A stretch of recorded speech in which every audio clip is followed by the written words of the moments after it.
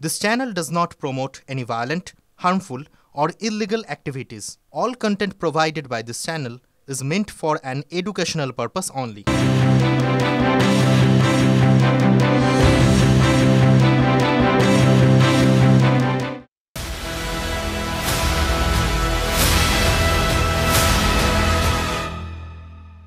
আর আজ রাজ্য রাজনীতিতে সবথেকে বেশি ঘটনাবহুল জায়গা কোনটা ছিল সেটা হচ্ছে মুর্শিদাবাদ।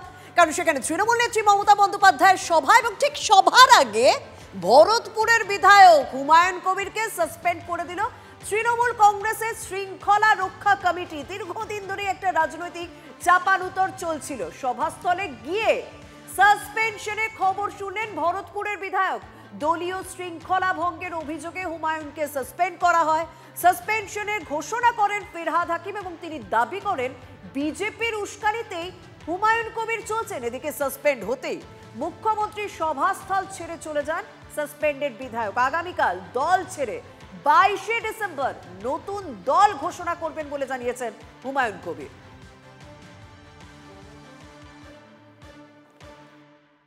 আমাদের সিদ্ধান্ত হচ্ছে হুমায়ুন আমাদের যে শৃঙ্খলা রক্ষা কমিটি এর আগে 3 বার আমরা ওনাকে সতর্ক করেছিলাম। এখন আবার উনি এইটা করছেন। আমরা পার্টির ঊর্ধ্বতম নেতৃত্বের অর্থাৎ আমাদের পার্টির চেয়ারম্যান এবং জেনারেল সেক্রেটারি দুজনেরই মতামত নিয়ে আমরা হুমায়ুন কবিরকে সাসপেন্ড করছি। হুমায়ুন কবিরকে আমরা সাসপেন্ড করছি দল থেকে। দলের সাথে তার কোনো সম্পর্ক থাকবে না। দলের সাথে তার কোনো সম্পর্ক থাকবে না।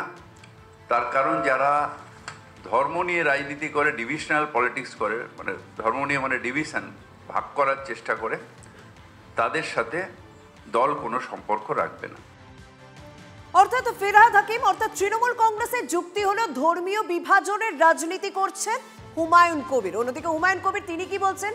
তিনি বলছেন সাম্প্রদায়িক বিরোধী নতুন রাজনৈতিক দল গড়বেন। কিন্তু মুর্শিদাবাদের সংখ্যালঘু ভোট একটা বিশাল বড় ফ্যাক্টর। সেই কারণে কি বাবরি মসজিদের প্রসঙ্গটা তার বক্তব্যে বারবার উঠে এলো, মানে হুমায়ুন কবিরের বক্তব্যে উঠে এলো। অনেকেই ব্যাখ্যা করছেন কোথাও কি ধর্মীয় বিষয়টি উস্কানি দিয়ে দিলেন ভরতপুরের এই সাসপেন্ডেড বিধায়ক। এই তৃণমূল কংগ্রেস থেকে সাসপেন্ড করাটা আমার কাছে কোনো গুরুত্বহীন। এটা আমার কাছে কোনো আকস্মিক কোনো আঘাত আসারও বিষয় নয়। এর যোগ্য জবাব তৃণমূল কংগ্রেসকে রাজ্যের ক্ষমতাচ্যুত করে খেসারত দিতে হবে। বাবরি মসজিদ করার জন্য এটা সাসপেন্ড হয়েছে বলে আমার মনে হচ্ছে। কাজে আমি সেই সিদ্ধান্ত থেকে পিছু হটব না। তাতে আমার জীবন চলে গেলে যাবে, আমি শহীদ হয়ে গেলে শহীদ হয়ে যাব। কিন্তু 6 তারিখে যেটা বাবরি মসজিদের শিলান্যাস সেটা হবে। আগামী 22শে ডিসেম্বর বহরমপুরের টেক্সটাইল মোড়ে আমি নতুন দলের সূচনা করব।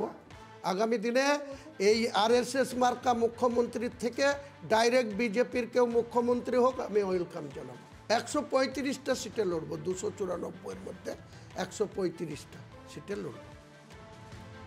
তৃণমূলের সাসপেন্ডেড বিধায়ক সাসপেন্ড হওয়ার পর তৃণমূলকে ক্ষমতাচ্যুত করার হুমকি হুঁশিয়ারি দিচ্ছেন, নিশানা করছেন তৃণমূল নেত্রীকেও। কিন্তু তৃণমূল নেত্রী মমতা বন্দ্যোপাধ্যায় বহরমপুরে দাঁড়িয়ে হুমায়ুন কবিরের নাম না করে পোকামাকড়ের সঙ্গে তুলনা করলেন, পচা ধান বললেন হুমায়ুন কবিরকে। কিভাবে আক্রমণ করেছেন তিনি শুনুন। সব ধর্মেরই কিছু গদ্দার থাকে, কিছু কুলাঙ্গার থাকে, যারা বিজেপির টাকা খেয়ে মিথ্যে প্রচার করে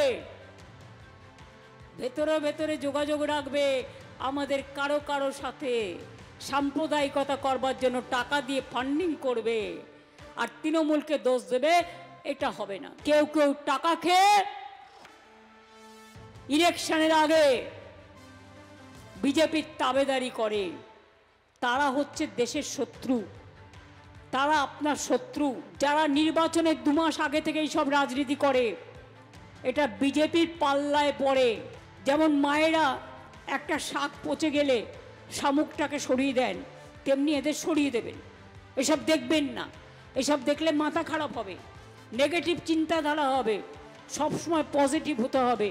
একটা ধান পচে গেলে সেগুলো সরিয়ে দিতে হয়, তা নাহলে সব ধানটা পচে যায়। কাজেই কিছু পোকামাকড় উড়ে আসে, তারাও তো প্রকৃতির জীব, পোকামাকড় আসলে আমরা সরিয়ে দিই। কিছু পোকামাকড় থাকবেই, জগৎ চলবে, জীবন চলবে। ঠিকই বলছেন, দাঙ্গা কেউ করলে ওনার প্রশাসন কিসের জন্য আছে? আজকে খুব মনে পড়েছে সাম্প্রদায়িক দাঙ্গা আমরাও জীবনে করিনি। আমাদের সামনে কোনো দাঙ্গা করতে চাইলে আমরাও আমাদের জীবন দিয়ে সামনে দাঁড়িয়ে থেকে প্রশাসনকে সঙ্গে নিয়ে তার মোকাবেলা করেছি। রাজা সরকার ডিআইজি ছিল, উনিও রাজু মুখার্জি ওসি ছিল, উনকার উপর হামলা হয়েছিল, তার পাশে কে দাঁড়িয়েছিল উনি জেনে নেন, ভালো করে জেনে একটা মুখ্যমন্ত্রী তার এসব কথা বলা উচিত। হবু পাইলটের অস্বাভাবিক মৃত্যুতে একাধিক রহস্য দেখা দিয়েছে। গিরিশ পার্কে ৩ নম্বর যে গেট রয়েছে গিরিশ পার্ক মেট্রো, তার ঠিক পাশেই পরিত্যক্ত বাড়ি, সেখানেই যুবকের ঝুলন্ত দেহ উদ্ধার হয়। ২১ বছর বয়সী সৌমাদিত্য কুণ্ডুর ঝুলন্ত দেহ উদ্ধার করা হয়। দক্ষিণ আফ্রিকায় পাইলটের প্রশিক্ষণ নিচ্ছিলেন সৌমাদিত্য, কিছুদিন আগেই কলকাতায় ফেরেন। গতকাল বিকেল ৪টে বাড়ি থেকে বেরিয়ে গিরিশ পার্কে যান যুবক। ফোন করে ছেলেকে না পেয়ে গিরিশ পার্কে বাড়িতে গিয়েছিলেন বাবা মা। দরজা ভেঙে হবু পাইলটের ঝুলন্ত দেহ উদ্ধার হয়। প্রণয় ঘটিত কারণেই আত্মহত্যা অনুমান পরিবারের। সৌমাদিত্য কুণ্ডু দক্ষিণ আফ্রিকায় পাইলটের ট্রেনিং নিচ্ছিলেন এবং কয়েকদিন আগেই কলকাতায় ফেরেন। গতকাল বিকেলে ৪টে নাগাদ সে বাড়ি থেকে বেরোয়। তারপর থেকে কোনো রকম ফোনে তার সঙ্গে যোগাযোগ করা যাচ্ছিল না। সন্দেহ হয় বাবা মা যান গিরিশ পার্কে পরিত্যক্ত বাড়িতে, সেখান থেকেই তার দেহ উদ্ধার করা হয়। প্রণয় ঘটিত কারণেই আত্মহত্যা বলে অনুমান করছে তার পরিবারের সদস্যরা।